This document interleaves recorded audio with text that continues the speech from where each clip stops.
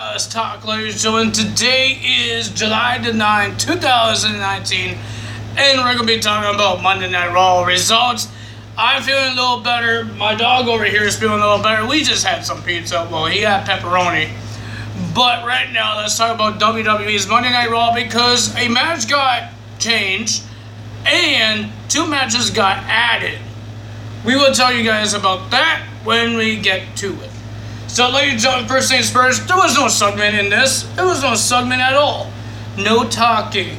So, first match we had is Seth Rollins and Becky Lynch versus Almas or Andrade versus, teams up with Zelina Vega in a elimination mixed tag team match. I don't understand why there's so many stipulations. Is it because they're close to Extreme Rules?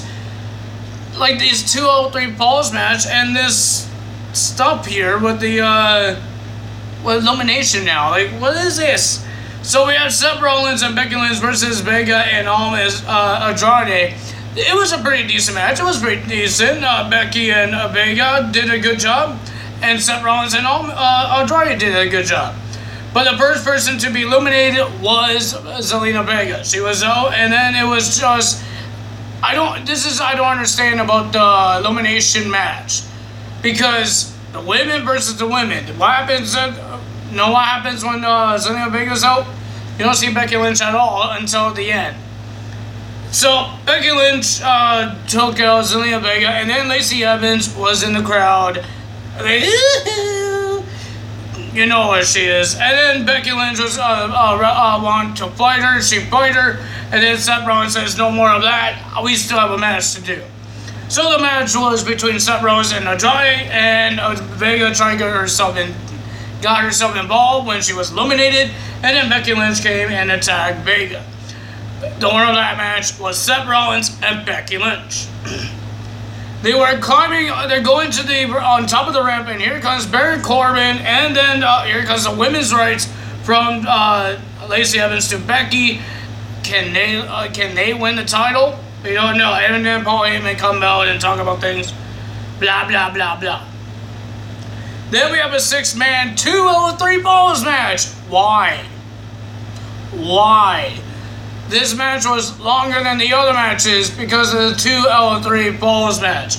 We had The Miz and the Usos versus the Revival and Elias. This was stupid because why so many 203 Falls matches every single week on SmackDown Live, on Monday Night Raw?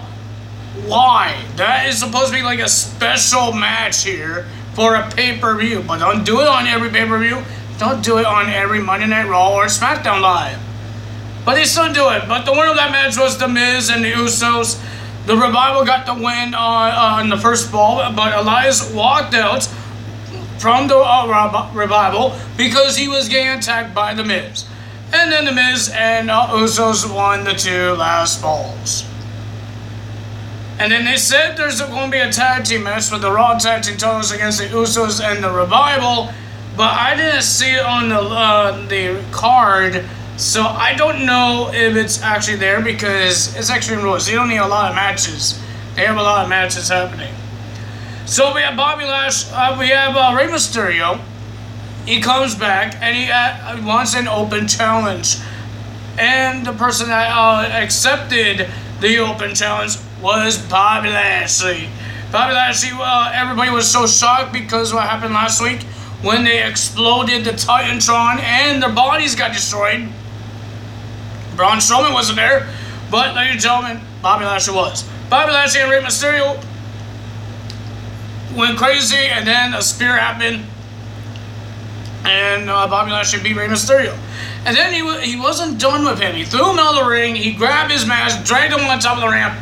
Keep on looking at the Titantron that he went through with Braun Strowman. And he wants to do a military press into the Titantron until the referee got in the way. Said, don't do it. And then he dropped him. And then he did it again. And more referees came. And then he threw Rey Mysterio to the referees. The referees got knocked down because Rey Mysterio gave the Rollins. Then we have No Way Jose versus Cesaro. This was a short match. The winner of that match was Cesaro. I'm happy that they actually used No Way Jose, but Cesaro got the win. Then we had the Viking Raiders versus Jobbers, and of course, the Viking Raiders beat the tag team of Jobbers. Nobody cares. And then the 24/7 champion, it was running. He's still running. And ladies and gentlemen, R-Truth got in the ring with the Viking Raiders, and then he ran away. I wonder what's going to happen with that 24/7 title. So at Extreme Rules, this is one of the matches that got added, is for the United States title. AJ Styles versus Ricochet. But right now, we have Ricochet versus Luke Gallows. This match was interesting. It was pretty decent, but the winner of that match was Ricochet. And then AJ Styles says, if you're a man, you will have accept a challenge against Carl Anderson. And he did. And he beat him. And then they attack Ricochet again. They attacked him. They were about to do the Styles Clash off the turnbuckle, but he let him go. He says, AJ Styles says, I'm not going to do that. You have no excuses why you can't show up at Extreme Rules. And then we have a Beat the Clock challenge. If Bayley wins or Nikki Cross wins, they could choose the stipulation between Alexa Bliss and Bayley. Alexa Bliss was supposed to be in this match, but she didn't show up. Nikki Cross took the spot, so that's what we saw. So first thing, Bayley needs to set the time. So Bayley versus Sarah Logan happened, and it was a decent match. Sarah Logan was doing good, but Bayley got the win with a sunset powerbomb into the corner. Bayley won the match, and the record, the time set was 4 minutes and 32 seconds. And then Nikki Cross came, and she beat Dana Brooke in a minute. It was a minute and something seconds. So Nikki Cross won the match. And she chose the stipulation. I thought it was Alexa Bliss supposed to choose. But no, it was Nikki Cross choosing a 2-on-1 handicap match against Bayley. So it'll be Nikki Cross versus Nikki Cross and Alexa Bliss versus Bayley for the SmackDown Women's Championship. What happens if Nikki Cross pins her? Does she get the title? I don't know. So we had Shane McMahon and Drew McIntyre versus Roman Reigns, and Shane McMahon will choose the opponent, the partner for Roman Reigns. He talked to a garbage truck. He talked to a garbage guy. He talked to the guy that sells the sodas, and he talked to a janitor that has a hurt leg. And he said he's going to put a mask on that janitor, paid $5,000 to sit there and do nothing. And he accepted it. So that happened, and it was supposed to, I forgot his name. Gary the Goat Gerbert? So that's who he was.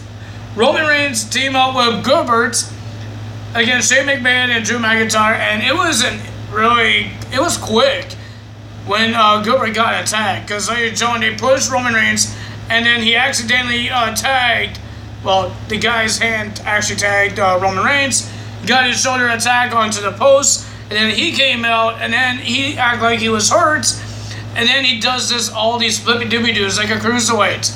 He was doing enziguris, flipping out of the ring, he was doing cross bodies. It was crazy, but the winner of that match was Drew McIntyre and Shane McMahon after a Claymore when the guy was going nuts and going crazy with his flippy-doobie-doos, and then he got a Claymore and they lost. And Roman Reigns wants to find out who it is. I guess he found out this guy is doing cruiserweight stuff, and the guy was on mask, and it was Cedric Alexander. I'm happy that they're actually using this guy. I know his name was Gary the Goat Gerbert, but he actually was on a main event of Monday Night Raw, and nobody could say that because Cedric Alexander is one of those guys that never get used. He's in the 24/7 thing, but he's on the main event. He was in a main event match, teaming up with Roman Reigns versus Drew McIntyre in the best in the world. You really need to shut up about the best in the world stuff. Like, seriously, really shut up. But, ladies and gentlemen, Drew McIntyre and Shane McMahon get the win. Cedric Alexander and Roman Reigns were laughing. Cedric Alexander did a good job. So, let's talk about Drake Maverick, okay, guys? Drake Maverick was supposed to have a honeymoon last week, But he took his wife, Renee somebody, I forgot her last name, but Renee, but he took her to Orlando, and she said that they already live in Orlando. So they went to Disneyland. And all the pictures that they took was with the 24/7 title. When they were taking a picture of him and her, the 24/7 title was in Renee's face. And then they came to Monday Night Raw, to Jersey, came to Raw, and she was the lookout. Every time she was the lookout of Drake Maverick, and Drake Maverick says, "I will take you on a good honeymoon when it's all over." So and she was happy, and then she said something about being married, I guess to sign the papers or get it on, if you know what I mean. That's how we put this. He's going to get the shika bang bang with Renee when this actually happens, because he never get it on with her because he wanted the 24/7 title. So all that happened. He did not lose the title. He did not lose the title. R-Truth did not get his title back. He didn't get his baby back. He had a chance, but he let him run. But ladies and gentlemen, that's all from me today. If you guys enjoyed this video, hit the like button, leave a comment below, hit that subscribe button, hit that notification bell, and I will see you maybe tomorrow if I'm feeling better. I think I am. But ladies and gentlemen, that's all from me today. Tyler is out. Bye. Bye.